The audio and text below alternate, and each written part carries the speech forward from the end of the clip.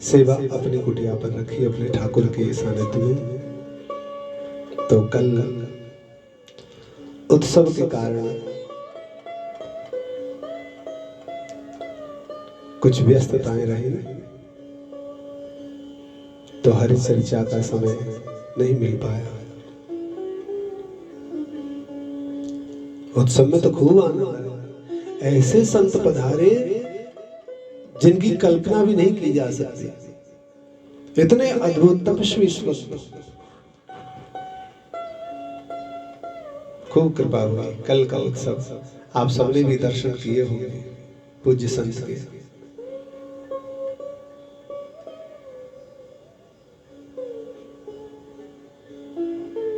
पूर्व में आपने सुना होगा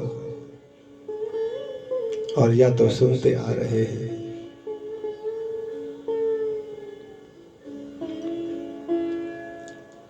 मीराबाई पर राणा ने अत्याचारों की सीमा तोड़ दी।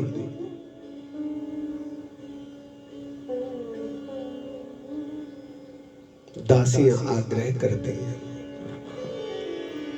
भाई जी अब हम यहां नहीं रहेंगे। अब क्यों नहीं चलती है? अरे अब तो आपके भाई जयमल जी वहां के राजा हैं, अब तो चलिए, हम मेड़ता रहेंगे, यहां नहीं रुकना है। ठीक है। गोस्वामी तुलसीदास जी को पत्र लिखा। गोस्वामी तुलसीदास जी ने सुंदर सा उत्तर दे दिया है।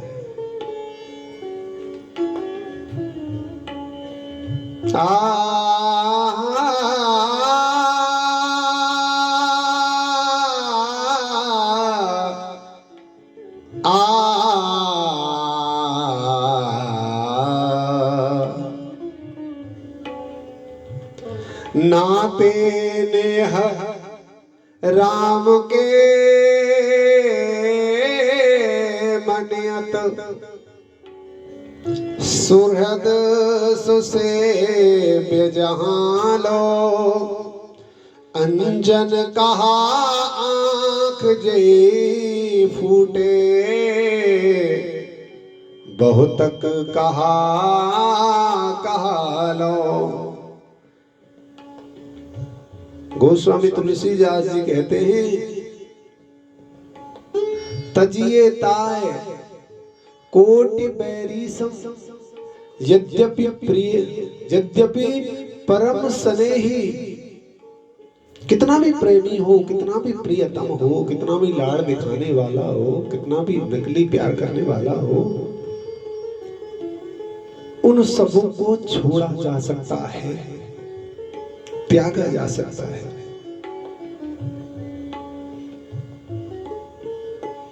एक बात बड़ी खास है, सुनिएगा। माँ की सेवा करना धर्म है क्या? धर्म है। आप विचार करें, क्या पिता की सेवा करना धर्म है क्या? धर्म है। दीन दुखी गरीबों की सेवा करना धर्म है क्या? धर्म है। भूखों को भोजन कराना धर्म है क्या? धर्म है।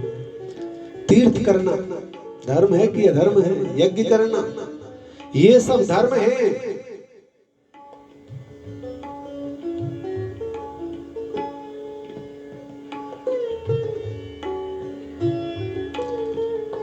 ध्यान से सुनो।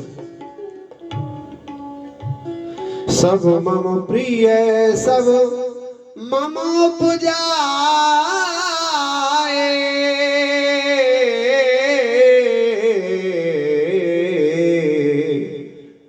भगवान कहते हैं सब मेरे प्रिय हैं, क्योंकि सब मैंने ही तो प्रकट किए। पर अंग्रेजी में एक वर्ड है, डिग्रियां, good best better, good best better, good better best. Good माने अच्छा, बेटर माने बहुत अच्छा, बेस्ट माने सबसे अच्छा।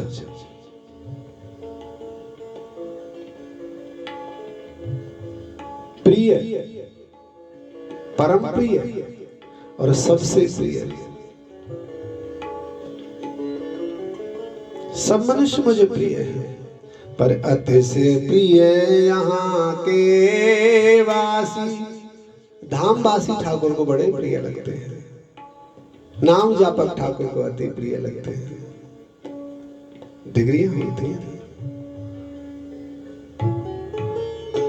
ऐसे ही भाई।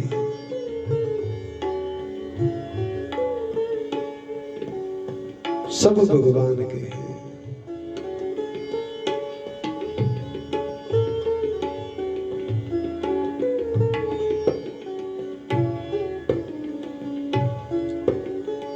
जाके प्रिय नाम राम बैधे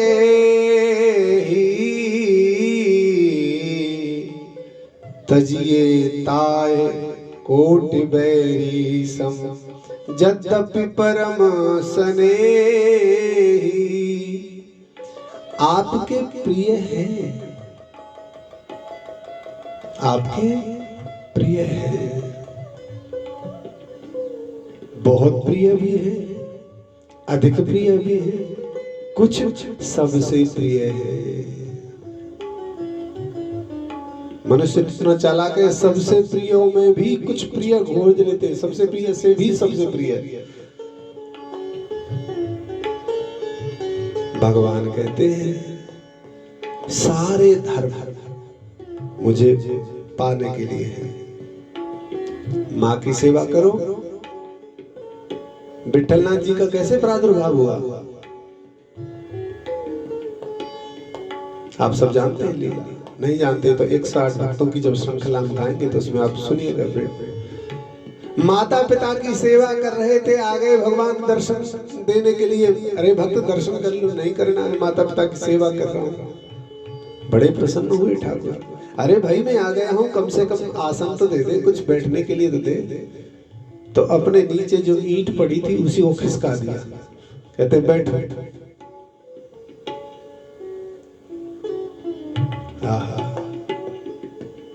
माँ की सेवा धर्म है और धर्म से चलने वाला ठाकुर को प्राप्त कर लेता है।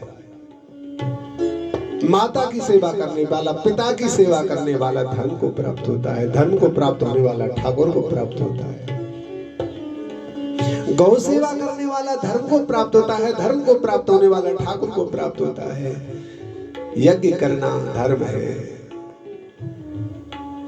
दान देना धर्म है, कथा करने वाला पुण्य धर्म है।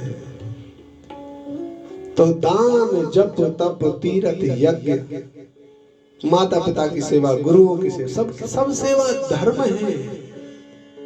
और भगवान श्री कृष्ण अर्जुन को क्या कहते हैं भगवत गीता में? सर्वधर्मान, कितनी बार सुना होगा यह श्लोक कि सर्वधर्मान परित्यज्य। क्या कहते हो प्रभु? अर्जुन तू मुझे देख। ठीक है प्रभु, देखता हूं, अब क्या करना है? बोले मुझे देख लिया तूने, ठीक है प्रभु, कैसा लगा? हे ठाकुर, कह नहीं सकता। तो अब तू मेरा हुआ कि नहीं? ठाकुर मैं तो जन्म जन्मों से आपका था, आपका हूं और आपका ही रहूंगा।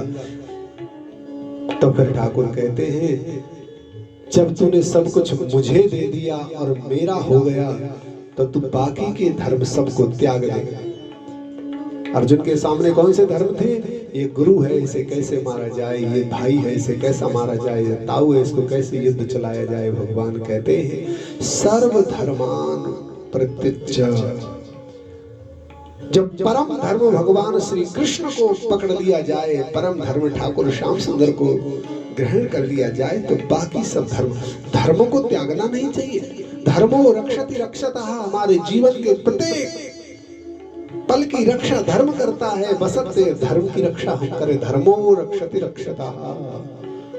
पर भगवान कहते हैं अगर मेरी रक्षा अपने हृदय में रखकर कोई जीव करता है तो फिर बाकी धर्मों की रक्षा करने की उसे जरूरत नहीं है। एक है साधे, बुजुर्ग गांव में कहते हैं एक है साधे सब सधे और सब साधे सब जाए। केवल कृष्ण रूपी धन को संभाल लीजिए, आप हमेशा के लिए धनवान रहोगे। केवल कृष्ण रूपी धर्म को संभाल लीजिए, सारे धर्म संभल जाएंगे। केवल कृष्ण की सेवा कीजिए, सारी सेवाएं हो जाएंगी। केवल कृष्ण का हो जाइए, आपके सब हो जाएंगे। ये कोई अतिशयोक्ति नहीं है। आप कृष्ण के हो जाइए, सब आपके हो जाएंगे। इसके लाखों करोड़ों उदाहरण भरे पड़े हैं। आज हम मीरा जी का चरित्र सुन रहे हैं। क्यों मीराबाई हमें प्रिय लग रही है? कन्याएं तो और भी इस वंश में थी। कन्याएं तो हमारे आसपास भी हैं, हमारे घर में भी हैं, हमारे रिश्तेदारों में भी हैं। मीराबाई साहब की जय जयकार क्यों हो रही है? क्योंकि उन्होंने सर्वस्व कृष्ण को मान लिया। कहते हैं जिसने सब कुछ छोड़ करके केवल कृष्ण को पकड़ लिया है, जिसने सारा मान सम्मान कीर्ति यश वैभव अपने जीवन की पूर्ण आहुति केवल कृष्ण चरणों में, ठाकुर चरणों में, श्री राधा चरणों में लगा दी हो, कहते हैं दुनिया की सारी संपत्तियां, सारे वैभव, सारे ऐश्वर्य उसके गुलाम हो जाते हैं। और ऐसा हमने देखा है। हम कह नहीं रहे, किसी की कही हुई बात नहीं कह रहे, किसी की चुराई हुई बात नहीं कह रहे, अपने अनुभव की बात कह रहे हैं। जब मिला मुझ में मिला, खोजता जग में रहा।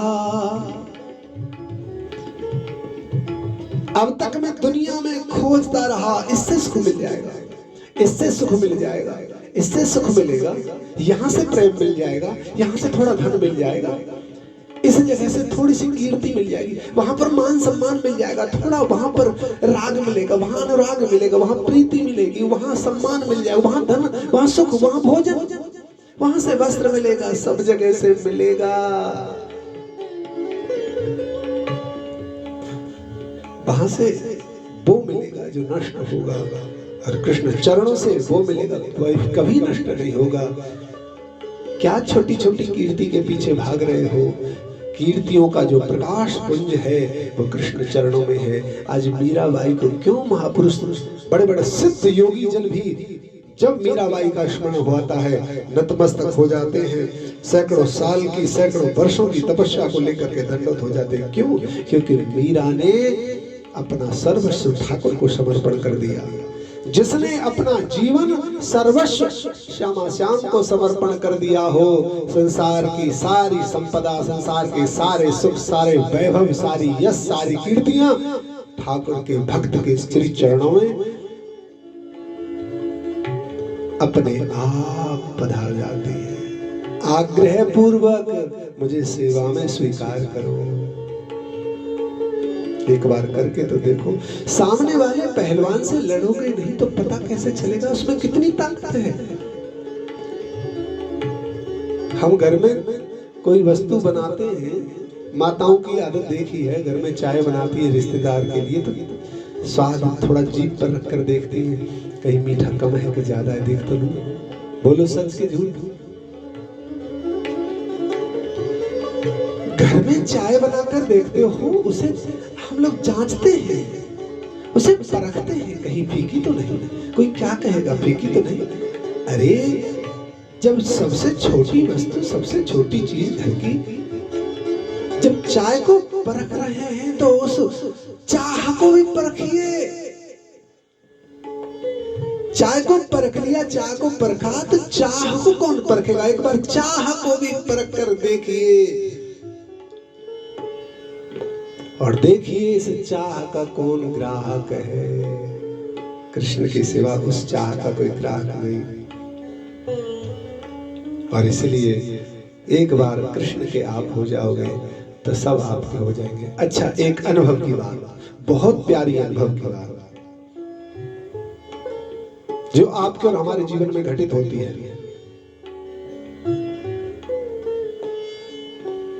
आप कभी अपने पड़ोसियों को, कभी अपने रिश्तेदारों को, अपने परिवार वालों को यह बताओ कि मैंने एक मकान लिया है 2 करोड़ रुपए का, मैंने गाड़ी ली 50 लाख रुपए की, मैंने कुछ ज्वेलरी बनवाई है 50 लाख रुपए की, मुझे वहां पोस्टिंग मिल गई है, मेरी 2 लाख रुपए तनख्वाह है। आप अपनी तरक्की के बारे में, अपने वैभव के बारे में, अपनी उन्नति के बारे में किसी को बताओ, फिर देखो वो है कितना खुश होता है, उसके चेहरे पर कितनी रौनक आती है। आपने यदि पड़ोसी के बगल में ही 10 करोड़ रुपए की कोठी बना ली ना, तो गारंटी बिल्कुल नहीं है कि वो जरा सा भी चेहरे पर प्रसन्नता के भाव आपको दिखाएगा। नकली हंसी जरूर हंस लेगा, लेकिन अंदर से संतुष्ट नहीं होगा। और अपने पड़ोसियों के हाथ पर 4 बतासे रखते हुए, एक पेड़ा का प्रसाद रखते हुए कहो, भैया 3 दिन वृंदावन रह करके आए। क्या कहते हो 3 दिन वृंदावन? क्या बात है महाराज, अरे जीवन धन्य है, क्या बात है, कभी हम भी जाएंगे। कभी कोई ये नहीं कहता है कि तूने कोठी बनाई तो कभी हम भी बनाएंगे, तूने 10 लाख कमाए तो कभी हम भी बनाएंगे, तू बड़ी गाड़ी लेकर आया तो कभी हम भी लाएंगे, हम भी कमाएंगे, हम भी लाएंगे। लेकिन तुमने कहा मैं वृंदावन से आया हूं, मैं वृंदावन से आई हूं, तो पड़ोसी जरूर कहेगा कि एक दिन हम भी जाएंगे। आपकी भजन की यात्रा को देखकर, भक्ति की यात्रा को देखकर, प्रेम की यात्रा को देखकर सब प्रसन्न हो जाते हैं। आपके वैभव से कोई प्रसन्न नहीं होता है। तो ये परम वैभव हुआ कि नहीं? आपकी यश और कीर्ति से सब प्रसन्न नहीं होते, लेकिन केवल ठाकुर के धाम जाने से, ठाकुर का गुणगान करने से, ठाकुर की कथा कराने से परम वैभव की प्राप्ति हुई कि नहीं? तो इसलिए महापुरुष कहते हैं, सावधान, सब तज हरि भाई, सब तज हरि भाई। और इसलिए रामचरितमानस में बहुत सुंदर गोस्वामी जी ने एक चौपाई गाई है। मिलत एक दारुण दुख दे, बिछुरत एक प्राण हर ले। मिलत एक दारुण दुख दे,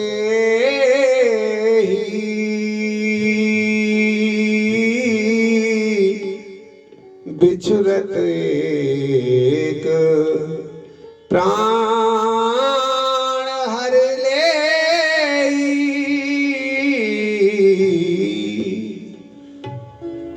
एक अगर मिलता है तो घर में मुंह छिपाते फिरते हैं, भगवान यह दुष्ट और आ गया, यह दुष्ट और आ गया।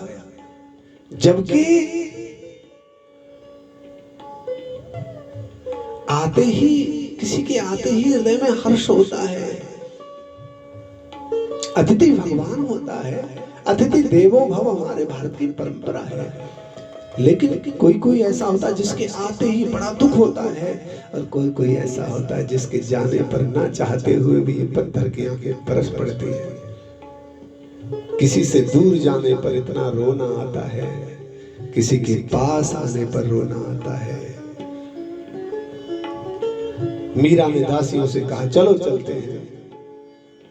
अपना सामान लिया, अपनी गाड़ी में पूरा सामान भर लिया और दरवाजे पर खड़ी हो गई। पता चला परिवार के लोगों को, तो सबसे पहले तो जो तीनों सास हैं वो चली आई दरवाजे पर और प्रणाम किया।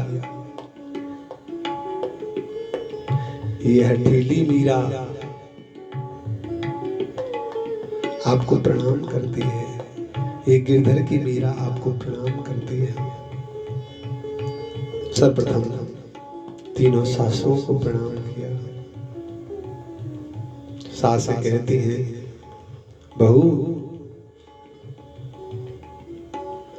क्या अब तुम जा रही हो? क्या फिर कभी लौट कर नहीं आओगी? क्योंकि आपने सामान पूरा बांध लिया है, लगता नहीं अब लौट कर आओगी। क्या फिर दोबारा से चित्तौड़ लौट कर नहीं आना? माताजी अब इस खोटी बहू को आशीर्वाद दो, मैंने बहुत पास कर लिया चित्तौड़ में।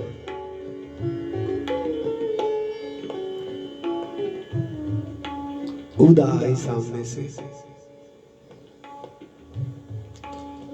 उदा कहती भाभी आप जा ही रही हो तो मैं आपसे निवेदन कर दूं, मेरे खोट क्षमा कर देना। नहीं नहीं, आपने कुछ नहीं किया। सामने से राणा विक्रम आ गए। भाभी आप जा रही हैं? जी राणा जी, जाना पड़ेगा। देखो वैसे तो मुझे कोई परेशानी आपसे थी नहीं, लेकिन आप बस संतों का मिलना, संतों का आना जाना, ये सब नाचना गाना, ये मुझे प्रिय नहीं लगता था। अगर ये सब ना करो तो अभी भी आप रुक जाओ, प्रेम से रहो। नहीं अब तो मुझे जाना पड़ेगा। आगे चल पड़ी। दासियों ने भी सबको प्रणाम किया। मीराबाई जी ने कहा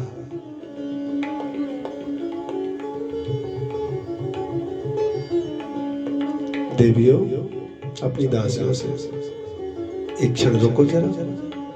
चंपा रुक गई। जी भाई साहब। तो सीधी गई, थोड़ी थोड़ी जल्दी चल करके। भाई साहब कहाँ जाती है? अरे रुको तो सही। जानते हैं कहाँ गई?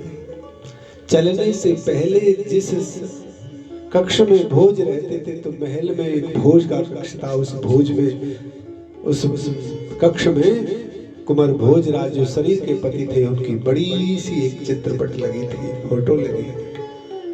और उनके चित्रपट के सामने आज पहली बार मीरा आंखों में आंसू भरकर कहती है, ऐ मेरे भजन के सहायक मित्र,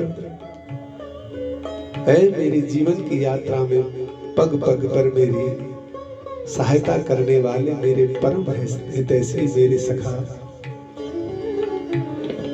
मेरा तो मन था कि तुमने अगर शरीर चित्तौड़ में त्यागा है तो मैं भी इस शरीर को यहीं पर राख बनने दूं, लेकिन विषम परिस्थितियां ऐसी उपस्थित हो गई है कि अब मैं रुक नहीं पाऊंगी। मेरा अंतिम प्रणाम स्वीकार करो। और यह कहते कहते तो मीरा की आंखें भर आई। मीरा जी को रोते हुए जब बाहर निकलते देखा तो कैसे कहे, जैसे राम जी के जाने पर अयोध्या गमगीन थी, वैसे ही मीराबाई के जाने पर इतना दुख हुआ। चित्तौड़ के नगर निवासियों का हृदय विदीर्ण हो रहा है, लेकिन उस दुष्ट के कारण कोई रो नहीं सकता। जब मीराबाई चली गई तो अपने घर में आकर के अपना सर फोड़ते हैं सब। कहते हैं कैसा दुर्भाग्य है। याद रखिएगा, अगर परिवार में एक भी भक्त है तो उस परिवार का परम कल्याण उस भक्त के ही आश्रय में छिपा हुआ है। परिवार में अगर कोई भक्त हो गया है तो उससे वैर विरोध मत करो भाई। इतिहास गवाह है, लंका का विनाश रावण अपराधों के कारण नहीं हुआ। राक्षसों के कर्म जितने होते उसने किए। लंका का नाश रावण के अत्याचारों के कारण नहीं हुआ। रावण का सत्यानाश तो जब हुआ जब विभीषण ने लंका को त्याग दिया। ऐसा लिखा है, जिस नगर में ब्राह्मण ना हो, गौ ना हो, संत ना हो, मंदिर ना हो, तुलसी के वृक्ष ना हो, कहा तो बड़े रोष में है कि ऐसी बस्ती को तो आग लगा देना चाहिए, लेकिन हम कहेंगे आग लगे ऐसी बस्ती को जिसमें ब्राह्मण ना हो, संत ना हो, गौ ना हो, मंदिर ना हो और तुलसी का वृक्ष ना हो।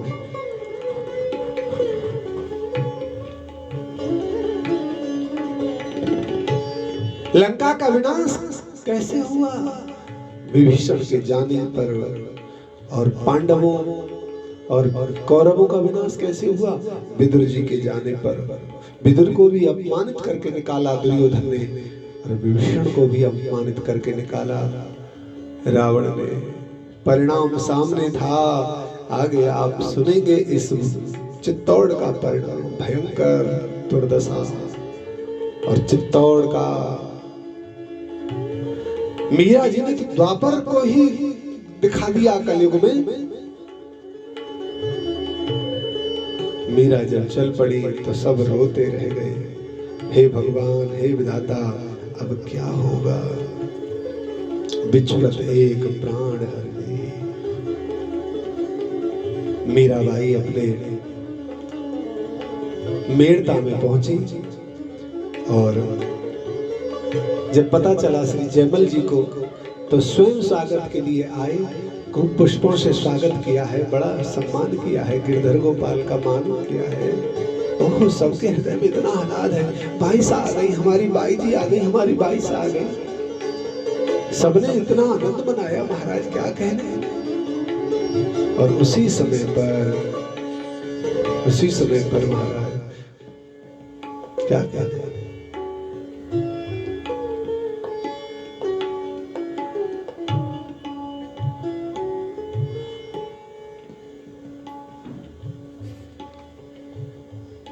बाई साहब अपने आनंद में वहां पर रहते हैं।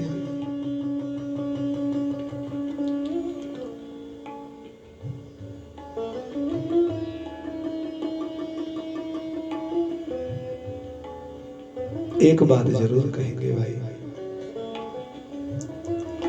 आप भक्ति मत करो, कोई बात नहीं, भक्त मत बनो, कोई बात नहीं। दान जप तप यज्ञ अनुष्ठान कथा कीर्तन भागवत मत करो, कोई बात नहीं, लेकिन कथा कीर्तन जप तप यज्ञ अनुष्ठान करने वालों को सताओ मत।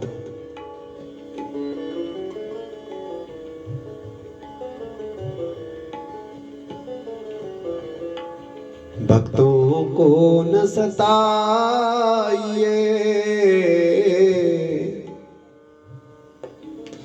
भक्तों को न सताइए,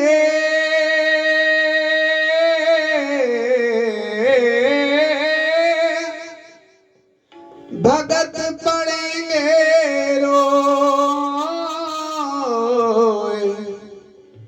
जब देखेगा भगवान तब तू जाएगा खोए, तब तू जाएगा खोए। भगवान कहते हैं, अहम भक्त पराधीनो हयस्वा तत्राभिर्गः, अहम भक्त पराधीनो हयस्तत्र ध्वजः, साधुर्विर्गस्त हृदयो भक्तिर्भक्त जन प्रिया। ठाकुर कहते हैं, मैं तो भक्तों के अधीन हूं, मेरे भक्तों को दुख तो मुझे दुख, मेरे भक्तों को सुख तो मुझे सुख। एक जगह तो लिखा है, भगवान स्वयं कभी पाते नहीं हैं। कैसे पाते हैं? बोले भगवान भक्तों के माध्यम से पाते हैं। अब भक्त को खिलाइए, भक्त को खिलाइए, भगवान की पूर्ति हो जाएगी। आप संत को पवाइए, भगवान संतुष्ट हो जाएंगे। कैसे? गर्भिणी एक स्त्री होती है, अगर गर्भिणी स्त्री को अच्छा अच्छा पेय पदार्थ भोज्य पदार्थ अगर पवाया जाए तो उसके गर्भ में जो बालक है वो अच्छी तरह से पोषित हो जाता है। बोलो। गाय को बढ़िया भोजन कराया जाए, अच्छी देख रेख में रखा जाए तो गाय के पेट में गर्भ में जो शिशु पल रहा है उसका पोषण होता है कि नहीं? ठाकुर कहते हैं जैसे गौ के पेट में वो प्रसव बालक रहता है, जैसे गर्भिणी स्त्री के पेट में जो बालक पोषित हो जाता है उसका अच्छा प्रसाद पाने से, ऐसे ही अपने संत भक्त और ब्राह्मणों के पाने से मैं पुष्ट और पोषित हो जाता हूँ। इसलिए मेरे भक्तों का आश्रय लीजिए।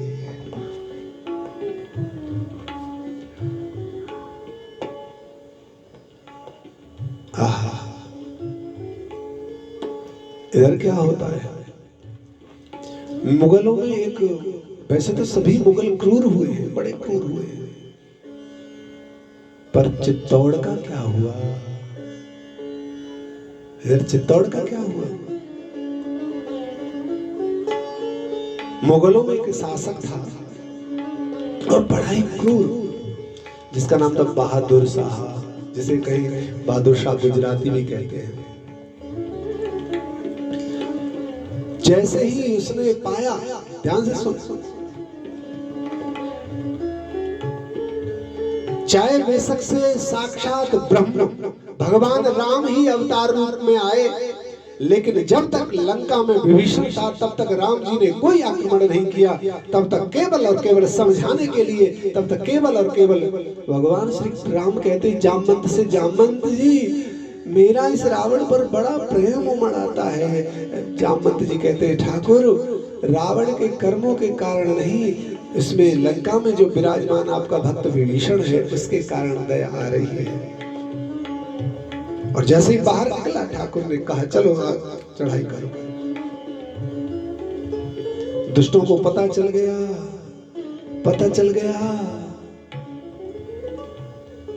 कि कमजोर हो गया है। याद रखिएगा,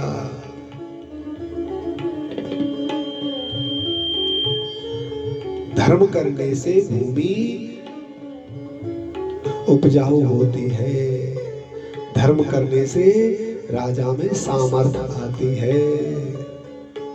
धर्म कर्म करना नहीं, स्थिति बहुत खराब। बहादुर साहब ने चित्तौड़ पर चढ़ाई कर दी। जो सामंत थे, अपने चापलूस सामंत रखे हुए थे ना, एक दिन पूर्व में हमने बताया, घूसखोर, चापलूस, चमचा, घूसखोरों को रखा, चमचाओं को रखा। सामंतों ने कहा महाराज बहादुर साहब बाबर की सेना लेकर आया है, हम लड़ नहीं पाएंगे, संधि कर लेते हैं। तो संधि में उसने बड़ी शर्तें रखी, कहा तुम्हारी जितनी सेना है उससे आधी सेना मुझे चाहिए। ठीक है, तो उस समय ना बड़ा वीरों का और सुंदरियों का एक राज्य था, मांडू राज्य।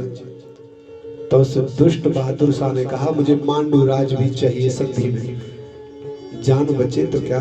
आंडी रानी ने कहा दे दो। मांडू राज दे दिया, उसमें बड़े वीर रहते थे, बड़ी सुंदर स्त्रियां रहती थी।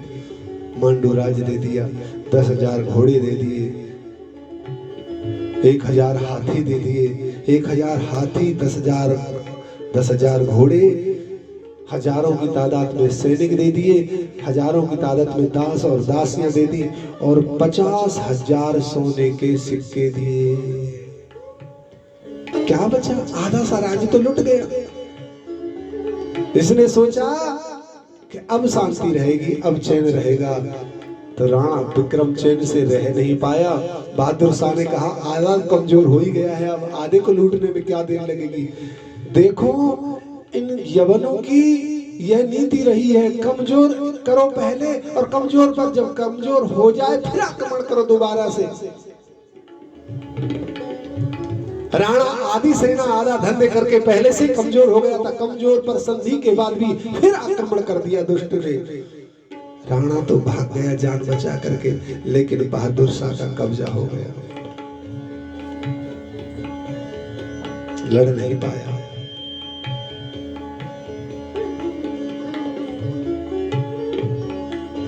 भागा।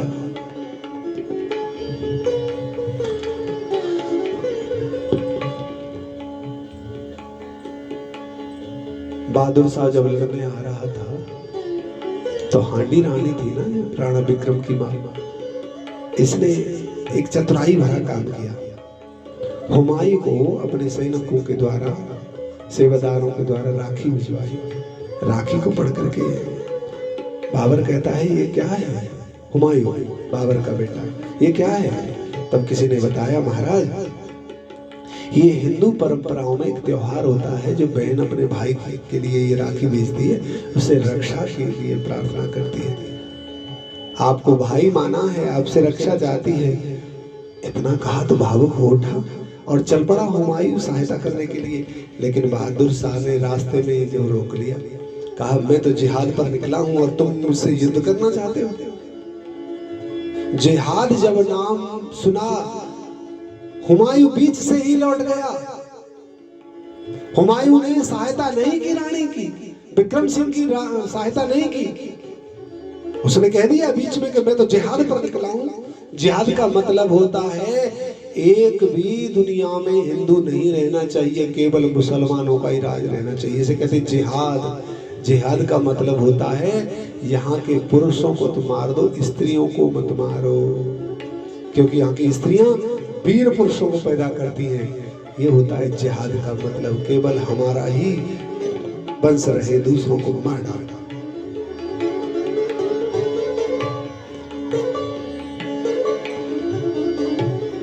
भाग गया वहां से राणा।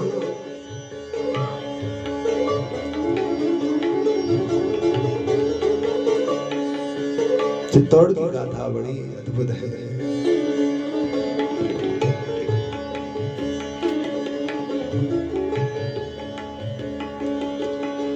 इसने आक्रमण कर दिया। उस समय पर भयंकर युद्ध हुआ और युद्ध में जानते हैं कितने क्षत्रिय मारे गए? युद्ध में मारे गए 32,000 क्षत्रिय जो बचे थे चित्तौड़ में अपनी आत्मरक्षा के लिए। 32,000 युद्ध हुआ, 32,000 वीर मारे गए। जो हांडी रानी थी, इसने सोचा मुगल अब भीतर घुसेंगे, स्त्रियों की इज्जत का हनन करेंगे, हमारी इज्जत बर्बाद करेंगे। इससे तो अच्छा है एक बहुत बड़ा कुंड खोदा गया, उसमें तुलसी, चंदन, घी सामग्री सब डाली और 32,000 माताओं ने एक साथ जौहर किया। जलती हुई अग्नि में सब कूद पड़ी है। इसे कहते हैं साका। राजस्थान में चित्तौड़ में 3 बार साका हुआ है महाराज। 3 बार साका हुआ, 3 बार जौहर हुआ। पहला तो ये हुआ, दूसरा रानी पद्मावती के समय पर हुआ। अलाउद्दीन खिलजी नाम का एक दुष्ट था, उसने चित्तौड़ को चारों तरफ से घेर लिया।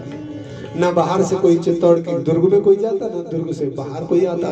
6 महीने तक सेना डाली रखी, भीतर से राशन खत्म हो गया, भोजन अन्न पानी सब खत्म हो गया। वीरों ने सोचा भूखे मरने से तो अच्छा है लड़कर मरो, कम से कम एक एक व्यक्ति, एक एक वीर राजपूत कम से कम 10-10 मुसलमानों को, मुगलों को मार के मरेगा। और उस समय पर रानी पद्मावती ने साका किया 13,000 स्त्रियों के साथ में।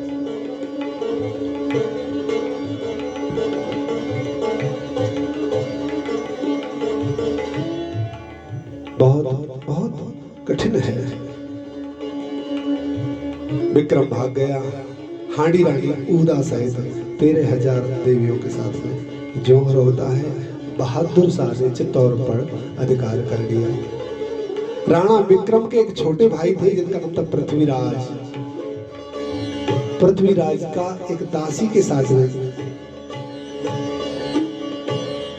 दासी के द्वारा एक पुत्र हुआ जिसका नाम था बनवीर। जो दासी से पुत्र होते थे उनको पासवान कहा गया है।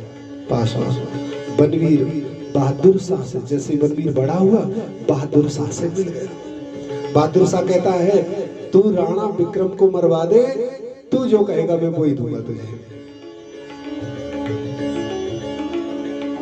क्योंकि राणा विक्रम फिर दोबारा से शक्ति इकट्ठी करके राजपूतों को इकट्ठा करके फिर दोबारा से बहादुर शाह को हराने की चेष्टा कर रहा था।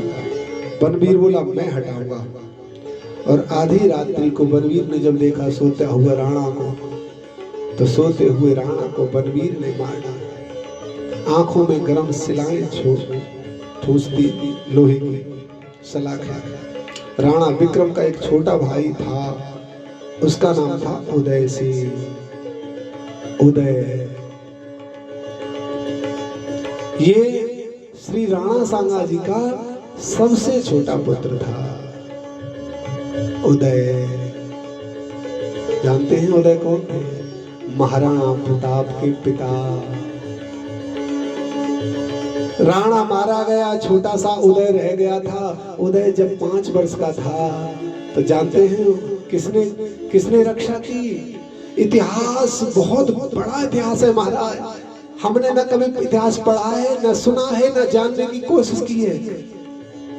हम अब तक क्या इतिहास पढ़ते आए हैं? कौन सा इतिहास पढ़ रहे हैं? इतिहास लिखने वालों ने बहुत गजब कर दिया, और उससे भी ज्यादा हद तो इन शासकों ने, इन दुष्ट शासकों ने किया है। हमारे इतिहास में केवल मुगलों की कहानी को पढ़ाया जा रहा है, मुगलों के ही अध्यायों को जोड़ करके पढ़ाया जाता है। और कहां से कहां तक? पहले उमर शेख मिर्जा हुए, उमर शेख मिर्जा के बाबर हुए, बाबर के हुमायूं, हुमायूं के अकबर, अकबर के जहांगीर, जहांगीर के शाहजहां, शाहजहां के औरंगजेब। इन मुगलों की तो कहानी भर कहानी पढ़ाई जाती है, लेकिन चित्तौड़ के इतने बड़े बड़े वीर हुए हैं, इनकी कहानियों को लिखना वो भूल जाते हैं। इनकी कहानियों को लिखना पढ़ना भूल जाते हैं। पढ़िए महाराज। उदय सिंह राजा जो उदय हुए थे, राणा उदय, उनको कौन पालता था? उदय को पालती थी जो रानी जी थी, रानी की जो दासी थी, धाय कहते थे पहले उसको, उसका नाम था पन्ना। पन्ना धाय पालती थी उनको। एक मैत्रानी एक दिन झाड़ू देने आई। भाई एक बात और चलते चलते कहना चाहेंगे, हमारे देश में जितनी देश के लिए वफादारी, याद रखिएगा, इन मुसलमानों से जितना खतरा है सो तो है, लेकिन उससे भी ज्यादा खतरा उन गद्दारों से है जो हमारे अपने बनते हैं लेकिन अपने हैं नहीं, जो हमारे वफादार बनते हैं लेकिन वफादार हैं नहीं, जो ईमानदारी के पीछे बेईमानी का कुठार लिए हमारे पीछे हर समय उस अवसर का इंतजार करते रहते हैं, कब अवसर मिले और कब इस पर चढ़ाई की जाए। हमें तो लगता है, हमें यह बात कहने में बिल्कुल गुरेज नहीं है, हमारे यहाँ पर ब्राह्मणों ने भी गड़बड़ की है, क्षत्रियों ने भी गड़बड़ की है, वैश्यों ने भी गड़बड़ की है, लेकिन एक जाति ने नहीं, एक जाति ने नहीं। देखो सब फनू पर कर रहे हैं, ध्यान सुनो। गुर्जर अपनी सेना बनाते हैं, जाट अपना रुतबा दिखाते हैं, अपना अहंकार दिखाते हैं, अपना वैभव दिखाते हैं, राजपूत अपना दिखाते हैं, ब्राह्मण अपना दिखाते हैं, चमार अपना दिखाते हैं, भीम आर्मी बनाकर मूंछों में ताव लगा करके वो तो ब्राह्मणों तक को, ठाकुरों तक को भी चैलेंज करते हुए चल रहे हैं, कुचल रहे हैं सबको। आग लगे संविधान में ऐसे में। ब्राह्मण को ब्राह्मण कहो तो कोई गाली नहीं, ठाकुर को ठाकुर कहो कोई गाली नहीं, चमार को चमार गाली तो चलो जेल में भरो। अरे भाई इतना भी नहीं होना चाहिए। जब आरक्षण मिलता है, जब नौकरी चाहिए, तब तो तुम्हें चमार बनना है। जब नौकरी मिलेगी, नौकरी के समय पर तुम चमार हो, क्योंकि सबसे पहले आरक्षण है। तुम्हारे तो 40 नंबर आने पर भी तुम्हें बढ़िया नौकरी मिलेगी, हमारे यहाँ पर 80 नंबर लाने पर भी नौकरी मुश्किल है। जब पद चाहिए, प्रतिष्ठा चाहिए, नौकरी चाहिए, तब तो तुम्हें उस आरक्षण की आड़ ले करके तब तो तुम सिद्ध करने पर उतर आते हो कि हम चमार हैं। और ऐसे अगर कोई तुमसे चमार कह दे तो उसके लिए जेल। ये कैसा संविधान, कैसा सिद्धांत, बदलना होगा इन नीतियों को। जो योग्य है उसको ऊपर पहुंचाओ, जो शिक्षित है उसे आगे जाने दो। पद प्रतिष्ठा जो भी है योग्यता के ऊपर अगर प्राप्त होगा तब तो विकास है। भारत की सरकार का एक ही तो नारा है, सबका विकास, सबका साथ। योग्य जितने भी हैं वो अपने आप, सूरज को किसी को प्रार्थना नहीं करनी पड़ती है निकलने के लिए। जब उसका समय होता है, जब उसका प्रकाश वेगवान होता है, अपने आप निकल आता है। वीरों की वीरता, योग्यों की योग्यता को ज्यादा देर तक छिपा के नहीं रखा जा सकता। पन्ना धाय का 5 वर्ष का बेटा है। आहा, उदय जब 5 वर्ष के हैं तो मेहतरा ने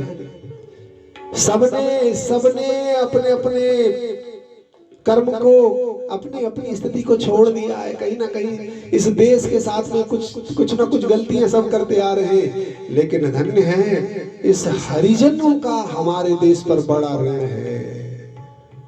हरिजनों ने हमारे देश के साथ बेचारे ने कभी गद्दारी नहीं की। सबसे ज्यादा प्रेम और मान और आदर के सत्कार के पात्र तो केवल हरिजन है। हम तो भैया एक बात जरूर कहना चाहेंगे, चाहे ब्राह्मणों को चाहे संतों को, जब आपकी गांव में बस्ती में जब भोजन भंडारा होता है, याद रखिएगा, चाहे बेशक से श्रेष्ठ जनों को, बड़े जनों को, धनी जनों को बुलाना भूल जाओ, लेकिन सेवकों को बुलाना, शूद्रों को जिन्हें हम हरिजन कहते हैं, उनको अपने भोज भंडारों में बुलाना नहीं भूलना चाहिए। इनका ऋण है हमारे ऊपर। सब कुछ सहते हुए भी हमारे अंदर जो बाहर की वासना है, ये बेचारे मजबूर हैं, अंदर की वासनाओं को नहीं मिटा सकते, लेकिन बाहर की वास को तो ये खुद ही साफ करते हैं और करते चले आ रहे सतयुग से आज तक। इसलिए इनका हम पर ऋण है। ऋण चुकाने का अवसर यही है जब तुम्हारे यहाँ पर भोज भंडार और बड़ा उत्सव हो, मान का उत्सव हो, अपनी बहन बेटियों के भात छोचक आते हैं, सबके लिए बढ़िया बढ़िया वस्तु लेते हैं, तो एक वस्तु लेते समय हरिजन को भी नहीं भूलना चाहिए। ये इनका मान है। उस मेहतरा ने जो झाड़ू लगाने आई वो कहती है पन्ना धाय से, धाई माँ बोलो, बनवीर आ रहा है, उसने राणा विक्रम को तो मार दिया है तलवार से, वो उदय को भी मारने आता है, उदय को भी मार देगा। अरे गजब हो गया। तो तत्काल उस पन्ना धाय ने हाथ जोड़ करके कहा, आहा, हाथ जोड़कर कहा, बहन आज मेरे देश पर संकट आया है, आज हमारे देश पर पीड़ा है, बहुत बुरा दिन आया है, तुझे मदद करनी है, तुझे सहायता करनी है, तेरा नाम इतिहास में लिखा जाएगा। मैं क्या कर सकती हूँ, मैं तो रोक नहीं सकती उसको, मैं तो उसका सामना नहीं, तुझे सामना नहीं करना है, तुझे रोकना नहीं है, तो मेरे लायक सेवा क्या है? मैं कैसे चित्तौड़ के राजकुमार उदय की रक्षा कर सकती हूँ? कर सकती हो। पन्ना धाय ने अपने जेवर उतारे, अपने आभूषण उतारे, उस टोकरी में रखे, जो झूठन उठाने वाली, कूड़ा उठाने वाली टोकरी थी। कहा तुम नीचे उदय को सुलाओ। नीचे वस्त्र बिछाया, उस टोकरी में उदय को सुलाया, सोते हुए को, ऊपर से झूठी पत्तल झूठा सब कुछ डाल करके, और कहती है बहन ले जा, आज मेरे देश की रक्षा कर, मेरे राज्य पर कष्ट आया है। और धाय ने कहा तू सुबह मुझे गंभीरी के तट पर मिलना, नदी गंभीरी के तट पर मैं पहुंच जाऊंगी किसी भी प्रकार से। और वो है मेहतरानी। आज जो राणा लगा करके फिरते हैं, हम राणा हैं, उन राणाओं के वंश को बचाने के लिए किसने सहायता की?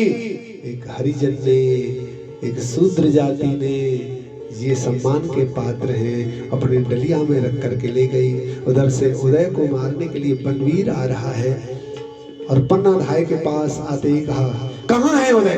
बोल कहाँ है उदय, कहाँ है उदय पन्ना, सत्य बोल दे। मेरे मुख से कुछ निकल ना जाए, आंखों से आंसू ना आ जाए, इसलिए मुख पर कपड़ा रखते हुए इशारा करके कहती है वो है उदय। जानते हैं वहां कौन था?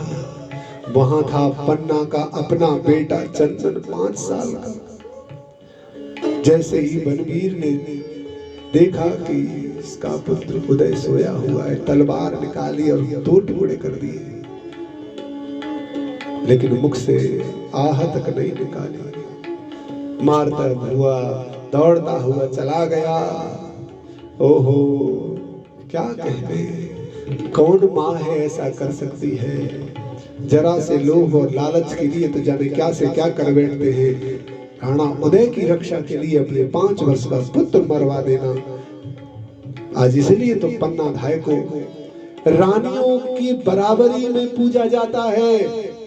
पन्ना एक धाय थी। जब राणा उदय बड़े हुए और जब उनका राज हुआ, राज तिलक हो रहा था, तो सब पंडा पुजारी पंडित ज्योतिषी सब कहते हैं महाराज अब आपका राज तिलक हो गया है, सबसे आप कुल देवी को पूजिए सबसे पहले। कहते हैं नहीं पूजूंगा कुल देवी, नहीं पूजनी मुझे कुल देवी। क्यों? कहा मेरी कुल देवी तो पन्ना धाय है, मेरी कुल देवी, क्योंकि इस कुल को चलाने वाली तो पन्ना धाय है। मैं देवी को नहीं पूजूंगा, मेरी देवी तो यह है। फूट फूट करके रो पड़ी, क्या करूं भाई? बहुत बड़ा इतिहास है। अपने पुत्र के टुकड़ों को इकट्ठे करके पन्ना धाय सुबह पहुंची। उधर से वह हरिजन की बेटी उदय को लेकर के गंभीरी के तट पर आई और गंभीरी के तट पर मिली है। उदय को लेकर के फिर अपने मायके अपने पीहर में पहुंच गए हैं। उदय को पालन करने लगे। इधर मेड़ता में बाई जी केवल 1 वर्ष रहे। चित्तौड़ से आने के बाद बाई जी कहीं ज्यादा रुक नहीं पाए। ठाकुर को पाने के लिए संघर्ष ही नहीं, बहुत बड़ा संघर्ष करना पड़ता है, तब जाकर कहीं क्यों ही नहीं मिलते नंदलाला, यूं ही नहीं मिलते नंदलाला, बड़े कष्ट उठाने पड़ते हैं, भर भर के इन आँखों से नित अश्क बहाने पड़ते हैं, यूं ही नहीं मिलते नंदलाला, बहुत कष्ट उठाने पड़ते हैं। मेड़ता में जो राजा थे इस समय मीराबाई के भाई जयमल थे। जयमल कहीं बाहर चले गए थे काम से, तो उनका जो पड़ोसी राजा था मालव नरेश, जोधपुर के राजा, जो जोधपुर थे, जोधपुर के राजा मालव नरेश ने आक्रमण कर दिया, क्योंकि मालव नरेश जोधपुर नरेश ने हुमायूं से संधि कर ली, मुगलों से संधि कर ली। मुगलों ने अपनी सेना दे दी, उन्होंने मेड़ता पर चढ़ाई कर दी। हिंदुओं की सबसे कमी ये रही है कि इनमें आपस में फूट पड़ी रहती है, संगठित हिंदू कभी नहीं रहा। और यही कारण था, अगर संगठित हिंदू रहता तो इसमें वीर भी हैं, बुद्धिमान भी हैं, धनवान भी हैं, सर्वगुण संपन्न रहे हैं हिंदुस्तान में। हिंदुओं में, अपने भारतीयों में एक से एक सर्वगुण संपन्न है। हारने का, दुखी होने का कारण है केवल एकता नहीं है, संगठित नहीं है। क्या अंग्रेज राज्य कर जाते संगठन होता तो? क्या मुसलमान राज्य कर जाते संगठन होता तो? संगठन नहीं था। सबसे बड़ी कमी थी हम में आपस में फूट। आज क्या हो रहा है? भारत की हंसी हो रही है। जंतर मंतर पर धरना दिए बैठी वो पहलवान लड़कियां, उनके साथ में गलत हुआ है कि नहीं हुआ है, इस बात का निपटारा आराम से हो सकता था, लेकिन मुद्दा बहुत बड़ा बन गया और उसको सपोर्ट करने के लिए कुछ जातियों का स्वरूप ले लिया गया। उन बच्चियों के समर्थन में पूरा जाट समाज इकट्ठा हो गया। अब जिस पर आरोप लगाया है वह क्षत्रिय समाज का है, तो इधर से राजपूत समाज हो गया। नुकसान किसका? वो कहते हैं हम 5,000 ट्रैक्टर दिल्ली में घुसाएंगे, वो कहते हैं हमारे 10,000 ट्रैक्टर आएंगे, वो कहते हैं हमारे पास 10 लाख लोग हैं, वो कहते हैं तुम्हारे पास 20 लाख लोग हैं, वो कहते हैं हमारे 150 गांव जाटों के, वो कहते हैं हमारे 500 गांव ठाकुरों के हैं। जीत तो पता नहीं किसकी होगी, पर नुकसान किसका हुआ? हिंदुस्तान का, इस देश का, भारत की संस्कृति का, भारत की सभ्यता का। सावधान, संगठित रहिए, परिवार को संगठन में रखिए। संगठन में है शक्ति, संगठन कलौ शक्ति। इसलिए जोधपुर नरेश ने मेड़ता पर मुगलों की सहायता से आक्रमण कर दिया। सामंतों ने कहा महाराज हम लड़ नहीं पाएंगे, तो अपना धन, कुछ अश्व, कुछ अस्त्र और अपनी बेटियों को लेकर के, उस समय पर अपनी बहन बेटियों की इज्जत बचाना बहुत भारी था, सबको साथ में लेकर के श्री बीरम देव जी, जयमल जी के पिताजी, वो सबको लेकर के चल पड़े हैं, जगह जगह चलते फिरे हैं।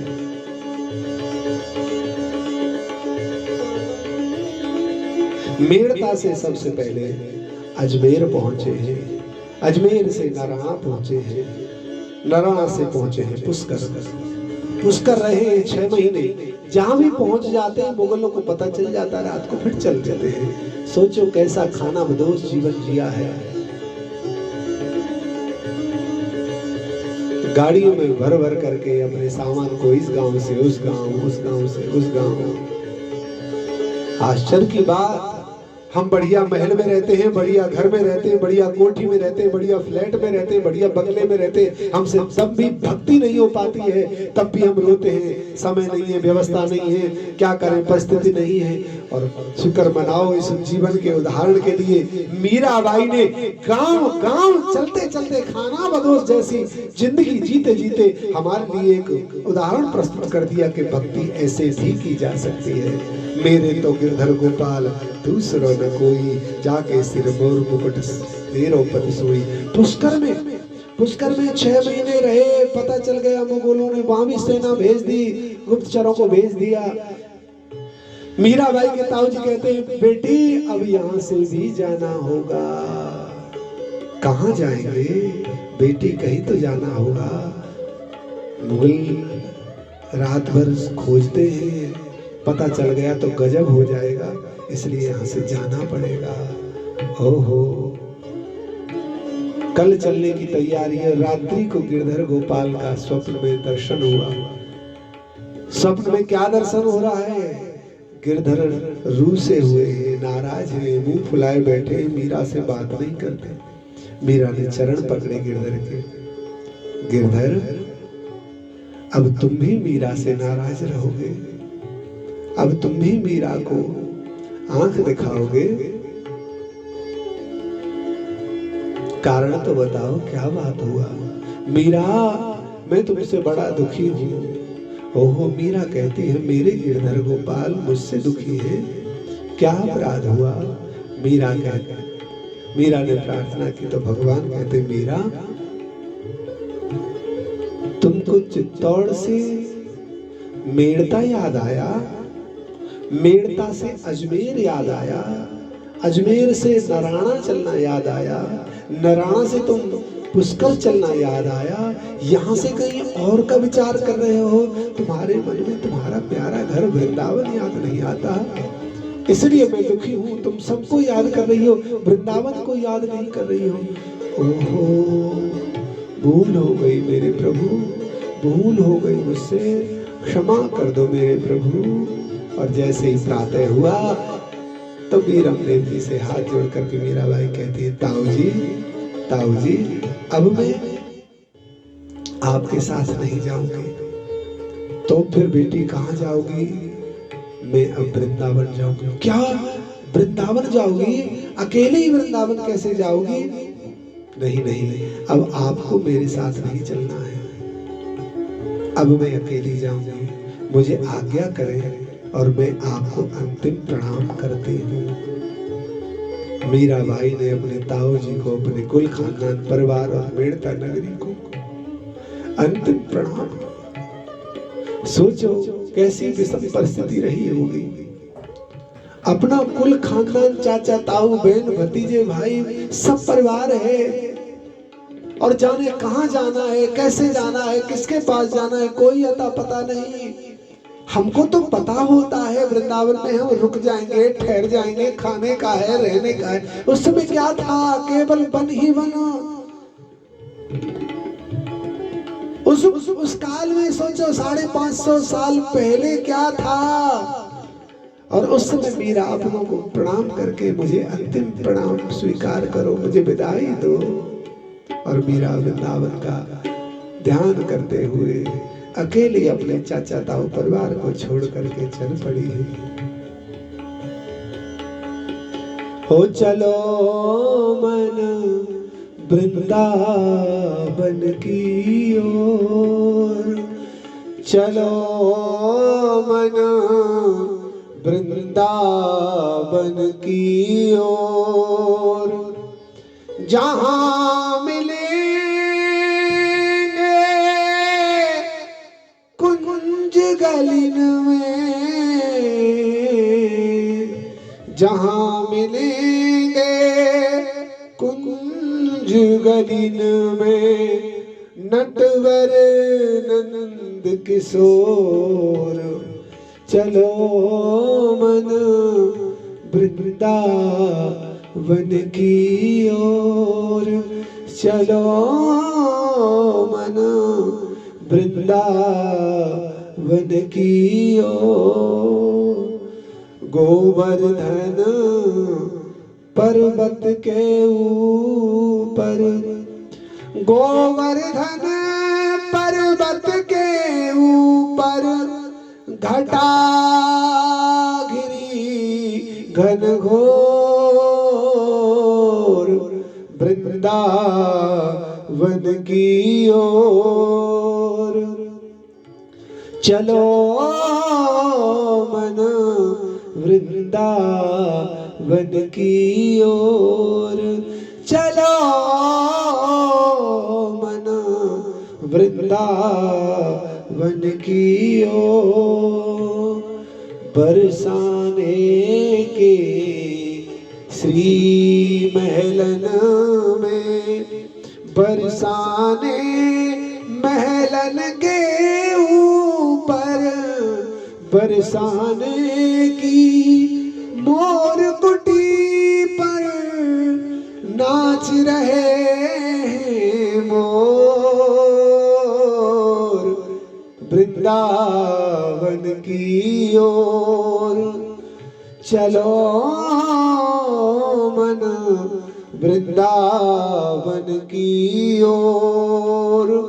वृंदावन मोहे कृष्ण मिलेंगे, वृंदावन राधे श्याम मिलेंगे, प्रीत कौर न छोड़, प्रीति को और न छोड़,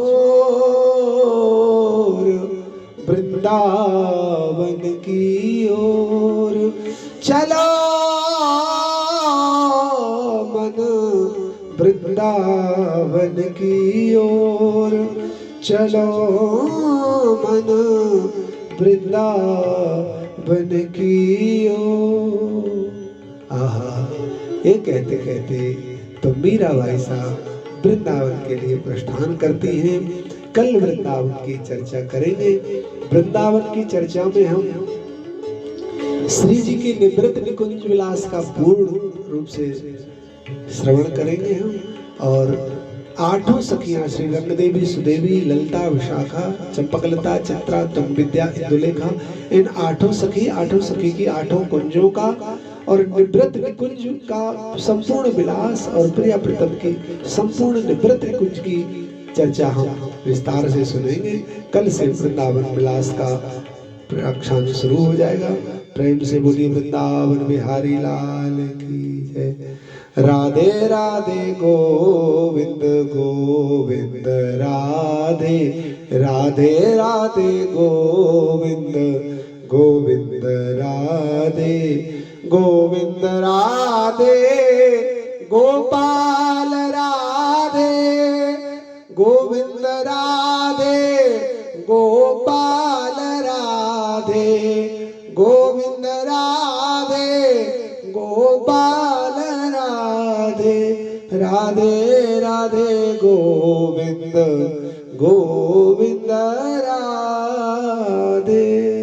वृंदावन धाम की जय, यमुना रस रानी की जय, ब्रजराज रानी की जय, जय जय श्री राधे। हरि शरण श्री राधा।